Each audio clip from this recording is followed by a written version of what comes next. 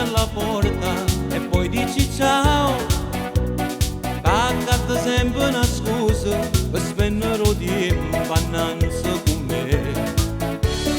Quante domande indiscrete mi parli di sesso, ma dove arriva? Tu provocante ragazza, la prima ma pizza e poi te vai a coccare. Ma qualche sera chiuda chiave a porta, ti faccio accomodare in due salotte, e chi mi bussa non mi importa.